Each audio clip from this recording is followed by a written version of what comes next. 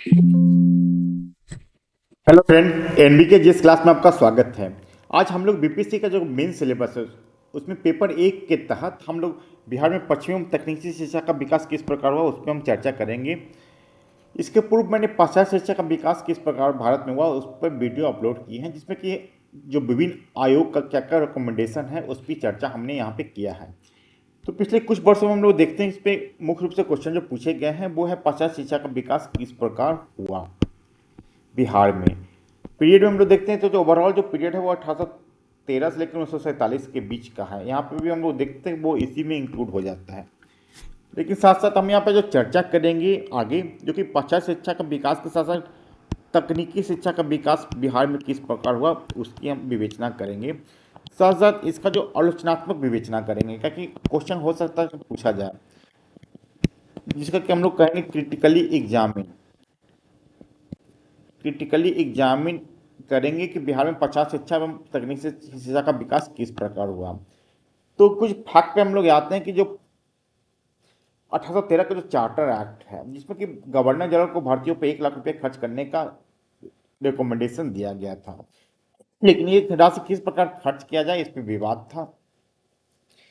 ये विवाद आंग्ल प्राच्य विवाद के रूप में कहलाया, जिसमें कि एक प्राच्यवादी थे जो कि चाहते थे कि पाश्चात्य विज्ञान एवं ज्ञान का प्रसार भारतीय भाषाओं में किया जाए। दूसरे आंग्लवादी थे जो चाहते थे कि अंग्रेजी भाषा में इसका प्रचार प्रसार किया जाए। ये स्थानीय भाषा की बात करते थे। इसमें कुछ नाम इसकी चर्चा हमने ऑलरेडी पूर्व में किए हैं। तो यहाँ पे हम लोग देखते हैं कि लॉर्ड मेकाले के द्वारा 1835 ईस्वी में एक मिनट्स आता है, जिसमें कि पाश्चात्य शिक्षा का समर्थन उनके द्वारा किया जाता है, जिसका समर्थन उस समय के जो गवर्नर जनरल थे बैंटिंग, उनके द्वारा भी किया जाता है। इन्हीं के आधार पे भारत परिषद ने पाश्चात्यवादी शिक्षा का समर्थन करते थे, जिसके आधार पे अंग्रेजी शिक्षा अधिनियम 1835 आता है। इसमें कहा गया कि सरकार के पास सीमित संसाधन है, इसका प्रचार प्रसार करने के लिए अंग्रेजी के माध्यम से किया जाए। इसके लिए कहा जाता कि यह स्कूल और कॉलेज खोला जाए जिसका कि मीडियम अंग्रेजी करे। इसी के आधार पे हम लोग देखते हैं कि 1835 के बाद पटना, पूर्णिया, बिहार शरीफ, भागलपुर, आरा, छपरा में जिला स्कूल खोले जाते हैं। इसके अलावा 1845 में मुजफ्फरपुर में जिला स्कूल खोले जाते हैं। 1847 में पटना में सेंट जोसेफ स्कूल खोले जाते हैं, जो कि सरकार के द्वारा न खोल के ईसाई मिशनरी के द्वारा खोला जाता है। इसके बाद 1859 में संथाल परगना में पाकुड़ में एक उच्च विद्यालय खोला जाता है, जबकि जावे वर्तमान में झारखंड में है। इसके बाद हम लोग देखते हैं 1854 में चार्ल्ड वुड डिस्पैच आता था, जिसमें कि जिसके तहत 1858 में कलकत्ता विश्वविद्यालय खोला जाता है, कलकत्ता यूनिवर्सिटी खोला जाता है। इसी के तहत 1863 में पटना कॉलेज की स्थापना बिहार में की जाती है, जो कि कलकत्ता यूनिवर्सिटी के अंतर्गत ही था। इसके बाद हम लोग बिहार में और कौन कौन से कॉलेज खोले जाए इसकी चर्चा हम करेंगे, जिसमें 1887 में भागलपुर में टीएनबी कॉलेज, 1889 में पटना में बीएन कॉलेज जो कि बिहार नेशनल कॉलेज कहलाता है, 1897 में मुंगेर में डीजी कॉलेज जिसको कि हम लोग डायमंड जुबली कॉलेज जो कि मुंगेर में खोला जाता है, उसकी हम लोग चर्चा यहाँ पे हम लोग करेंगे। इसके अलावा हम लोग देखते हैं कि पटना में ही 1909 में लॉ कॉलेज खोला जाता है। इसके अलावा 1917 में पटना कॉलेज में आर्ट डिपार्टमेंट के अंतर्गत पीजी डिपार्टमेंट खोला जाता है, आर्ट्स के अंतर्गत पीजी डिपार्टमेंट खोला जाता है। इसके बाद 1919 में फिजिक्स एवं केमिस्ट्री के लिए भी डिपार्टमेंट खोले जाते हैं। इसी के तहत 1917 में पटना यूनिवर्सिटी की स्थापना की जाती है। अब 1925 में पीएमसीएच की स्थापना की जाती है। 1928 में हम लोग देखते हैं कि विज्ञान संबंधित उच्च शिक्षा के लिए पटना साइंस कॉलेज की स्थापना की जाती है। तो ये सब थोड़ा ब्रीफ में हम इसको चर्चा करेंगे कि बिहार में क्या पश्चिमी शिक्षा का प्रचार प्रसार किस प्रकार हुआ। इसी समय 1929 में हॉर्टोक समिति की रिकमेंडेशन आता है, जिसमें कहा जाता है कि उसमें तत्कालीन बिहार में माध्यमिक एवं उच्च शिक्षा में शिक्षित लोगों की संख्या काफी कम है। इसी के बाद और अधिक से अधिक कॉलेज खोले जाने की बात कही जाती है, जिसमें कि हम लोग देखते हैं कि 1939 में government school of arts and craft खोला जाता है, पटना में है। अब एक सैडर आयोग 1917 में आता है, जो कि कहा जाता है कि साइंस और टेक्नोलॉजी में डिप्लोमा एवं डिग्री देने के लिए कुछ कॉलेजेस खोला जाए। इसी के तहत हम इसके पूर्व हम लोग देखते हैं कि पूसा में 1902 में कृषि संबंधित कार्य के लिए पूसा में एक कॉलेजेस खोला जाता है। साथ साथ पटना में भी वेटनरी कॉलेज खोला जाता है। 1926 में सैडर आयोग के बाद जो देखते हैं कि साइंस टेक में डिग्री एवं डिप्लोमा देने की बात की जाती है, तो हम लोग देखते हैं कि 1926 में इंडियन स्कूल ऑफ माइंस खोला जाता है धनबाद में। इस पे हम लोग देखते हैं कि सरकार के साथ साथ बिहार में जो प्रचार प्रसार अंग्रेजी माध्यम के साथ साथ जो पश्चिमी शिक्षा का हुआ, उसमें स्वयंसेवी संस्थाओं का भी योगदान रहा, जिसमें कि मुख्य रूप से आर्य समाज, ब्रह्म समाज तथा ईसाई मिशनरी का योगदान मुख्य रूप से हम लोग देखते हैं। आर्य समाज के द्वारा वैदिक शिक्षा के पुनरुत्थान के लिए डीएवी कॉलेज की स्थापना की जाती है तथा ब्रह्म समाज के द्वारा पटना में ही राम मोहन राय सेमिनरी की स्थापना की जाती है। इसके अलावा ईसाई मिशनरी के द्वारा हम लोग देखते हैं तो 1847 में पटना में सेंट जोसेफ स्कूल की स्थापना की जाती है बालिका शिक्षा के लिए, जो कि ईसाई मिशनरी के द्वारा इस स्कूल की स्थापना की जाती है। अब हम लोग देखते हैं कि एक पैराग्राफ सिंपल ये भी देखेंगे मुसलमानों के बीच शिक्षा का प्रचार प्रसार किस प्रकार हुआ। तो उस समय जो मुसलमानों के लिए जो प्रेरणा स्रोत थे शिक्षा का प्रचार प्रसार के लिए, वो अली आंदोलन था, जिसके मुख्य जो प्रेरणा दाता जो थे वो सैयद अहमद खान थे। इसी के प्रेरणा स्रोत हम लोग देखते हैं कि मुजफ्फरपुर में भी बिहार साइंटिफिक सोसाइटी की स्थापना की जाती है इमाम इमदाद अली खान के द्वारा। इसी समय पटना में मोहम्मद एजुकेशन सोसाइटी का गठन किया जाता है। 1886 में हम लोग देखते हैं कि मोहम्मद एंग्लो अरेबिक स्कूल की स्थापना पटना सिटी में की जाती है मोहम्मद हसन के द्वारा। अब हम लोग महिला शिक्षा पे आते हैं, तो हम लोग देखते हैं कि 1914 तक महिला शिक्षा के प्रचार प्रसार के लिए कुछ विशेष रूप से बिहार में नहीं किया जाता है। इसी समय एक जांच पड़ताल समिति की सिफारिश के आधार पर पटना के जो बाकी पुल है गांधी मैदान के पास, वहाँ पे कन्या विद्यालय की स्थापना की जाती है, जिसकी पढ़ाई इंटरमीडिएट श्रेणी तक की जाती थी। इनका जो रिकमेंडेशन था इसमें ये भी था कि प्रत्येक कमिश्नरी में कम से कम एक कन्या महाविद्यालय, एक विमेन कॉलेज खोला जाए। अब अगर क्वेश्चन सिर्फ पश्चिमी शिक्षा तक अगर आता है तो यहाँ तक ही हम लोग लिखेंगे जो फैक्ट रहेगा, लेकिन पश्चिम यहाँ पे हम लोग देखते हैं कि पश्चिमी के साथ साथ अगर तकनीकी शिक्षा की बात की जाए तो हम लोग इसके साथ साथ जो तकनीकी शिक्षा का भी ब्रीफ में 2-4 पैराग्राफ में हम चर्चा करेंगे। इसका कि हम अलग से इसकी हम चर्चा किए हैं, क्योंकि पहले भी इसकी चर्चा हम कर चुके हैं, लेकिन तकनीकी शिक्षा अगर आता है तो इसकी चर्चा हम अलग से 2-3 पैराग्राफ में करेंगे। तो हम लोग देखते हैं कि 1854 में बूट डिस्पैच आता है, जिसमें कि पहली बार व्यवसायिक एवं तकनीकी शिक्षा पर जोर दिया जाता है।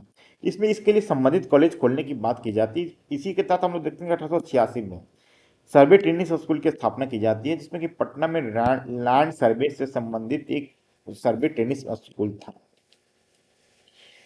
इसी के बाद हम लोग देखते हैं कि जो 1902 में हेनली फिलिप्स के अनुदान से कृषि संबंधित शोध एवं प्रयोग केंद्र की स्थापना की जाती है, जो कि आगे चल के 1904 में एक कृषि विश्वविद्यालय के रूप में परिणत होता है, जो कि पूसा में था। पूसा समस्तीपुर में है। ये भारत का प्रथम कृषि विश्वविद्यालय था।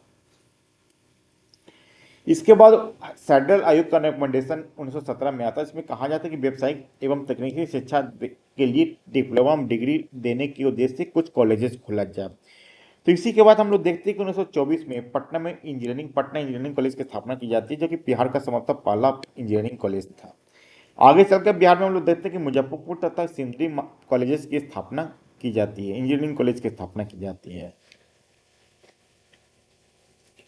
1925 में पटना मेडिकल कॉलेज, पीएमसीएच को हम लोग आजकल कहते हैं, पटना मेडिकल कॉलेज की स्थापना की जाती है। उसकी इसी के आधार पर गया तथा दरभंगा में भी मेडिकल कॉलेज की स्थापना की जाती है। दरभंगा में देखते हैं 1947 में स्वतंत्रता के समय इसकी स्थापना की जाती है।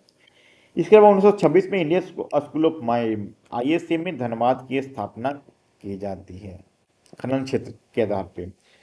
1929 में गवर्नमेंट आयुर्वेदिक स्कूल की स्थापना पटना में की जाती है। इसी में अगर पीरियड नहीं लिखा जाए 1947 के बाद में वो चर्चा आप करना चाहते हैं तो यहाँ पे है 2004 में बिहार इंजीनियरिंग कॉलेज को एनआईटी का दर्जा दिया गया है। 2008 में पटना में आईआईटी की स्थापना की जा गई है। 2012 में पटना एम्स की स्थापना की गई तथा 2015 में आईआईएम गया में आईआईएम की स्थापना की जाती है। अगर क्वेश्चन ये आता है कि बिहार में पश्चिमी पश्चिमी एवं पाश्चात्य शिक्षा का क्रिटिकली एग्जामिन करें, आलोचनात्मक विवरणी दें, तो हम लोग क्या वहाँ उसमें क्या होगा कि हम लोग निगेटिव इम्पैक्ट है उसकी चर्चा थोड़ा सा डिटेल से करेंगे।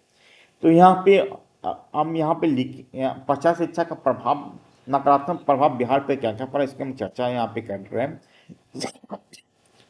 सरकार के द्वारा शिक्षा पर उठाए गए जो कदम थे वो सीमित एवं अपर्याप्त थे। इसका जो शिक्षा का केंद्र कुछ ही स्थान पे था, पूरे बिहार में इसका फैलाव नहीं के बराबर था। ये हुआ कि अंग्रेजी शिक्षा पे अत्यधिक बल देने से काफी लोग थे, शिक्षित एवं जनसाधारण के बीच में गैप बढ़ता चला गया।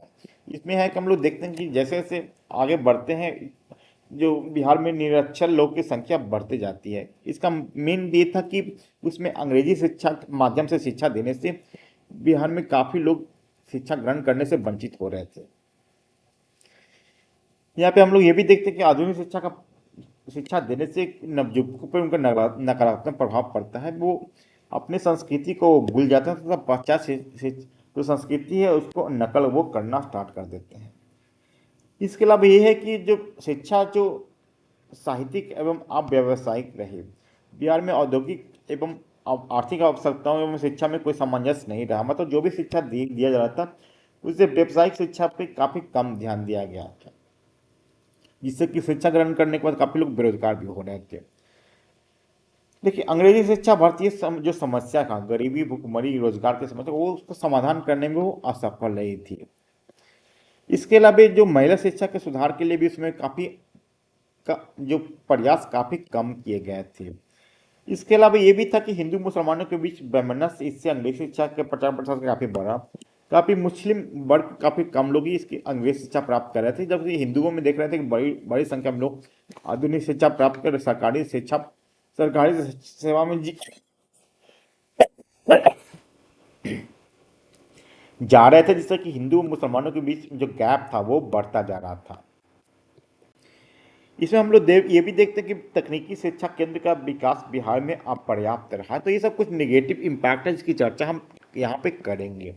इसके साथ साथ कुछ जो पॉजिटिव इम्पैक्ट जो पड़ा था, जैसे कि ये था कि बिहार में तथा अंग्रेजी भाषा में जो अनुवादित ग्रंथ थे उसको पढ़ के बिहार के लोग ज्ञानवर्धन अपने आप को किए, तथा उसमें जो लोकतांत्रिक सिद्धांतों से प्रेरित होता जो उसमें प्रतिक्रियावादी सामंती व्यवस्था थी उनके विरुद्ध वो खड़े हुए। इसमें यह भी था कि अंग्रेजी शिक्षा के माध्यम से एक कॉमन लैंग्वेज प्राप्त हुआ, जिससे कि दूसरे प्रांत एवं देशों के साथ उनका सामंजस्य बैठा। यहाँ पे अंग्रेजी शिक्षा का जो पॉजिटिव इम्पैक्ट पड़ा उसमें है कि शिक्षित मिडिल क्लास का एक डेवलपमेंट होता है, उसमें जो पत्रकारिता एवं प्रेस आदि का भी विकास यहाँ पे हम लोग देखते हैं। आगे चलकर जो अंग्रेजी शिक्षा के प्रचार प्रसार का इम्पैक्ट ये पड़ता कि राष्ट्रवाद के विकास को बढ़ावा इससे मिलता है, जो कि हम लोग आगे चल के जो जो टॉपिक है अंग्रेजी शिक्षा एवं राष्ट्रवाद की चर्चा करेंगे, तो हम डिटेल की चर्चा करें। तो इसको हम लोग चर्चा करते हुए यहाँ पे आंसर को आप एक सिंपल कंक्लूजन देखिए, आप अपना आंसर को कंक्लूड कर सकते हैं। तो एक क्वेश्चन मेरी तरफ से दिया गया कि इसमें आप ये लिखिए कि बिहार में 1813 से 1947 तक पाश्चात्य शिक्षा एवं तकनीकी शिक्षा का विकास का आलोचनात्मक विवेचना कीजिए। तो हम ब्रीफ में बता दें आपको कि जो एक सिंपल इंट्रोडक्शन देने के साथ साथ 1813 से 1947 तक पश्चिमी शिक्षा का प्रचार प्रसार किस प्रकार हुआ तथा तकनीकी शिक्षा का प्रचार प्रसार किस हुआ उसकी चर्चा हम करेंगे। इसके अलावा जो इसका जो निगेटिव इम्पैक्ट है उसकी चर्चा हम थोड़ा करेंगे 2 से 3 पैराग्राफ में। इसके बाद पॉजिटिव जो इम्पैक्ट पड़ा है इसकी चर्चा करते हुए हम यहाँ पे कंक्लूजन देके इसको समाप्त कर देंगे। तो आप अगर इसका आंसर लिख के भेजना चाहते हैं तो मेरे व्हाट्सएप ग्रुप तथा जो टेलीग्राम ग्रुप है उसमें आप लिख के भेज सकते हैं, हम इसका एग्जामिन करेंगे और तथा आपको आपका आंसर आपको वापस कर देंगे। तो ये आपको ये मेरा वीडियो किस प्रकार लगा कमेंट बॉक्स में लिख के जरूर बताइए। तथा अब तक मेरे चैनल को सब्सक्राइब नहीं किया तो कृपया चैनल को सब्सक्राइब कर लीजिए। धन्यवाद।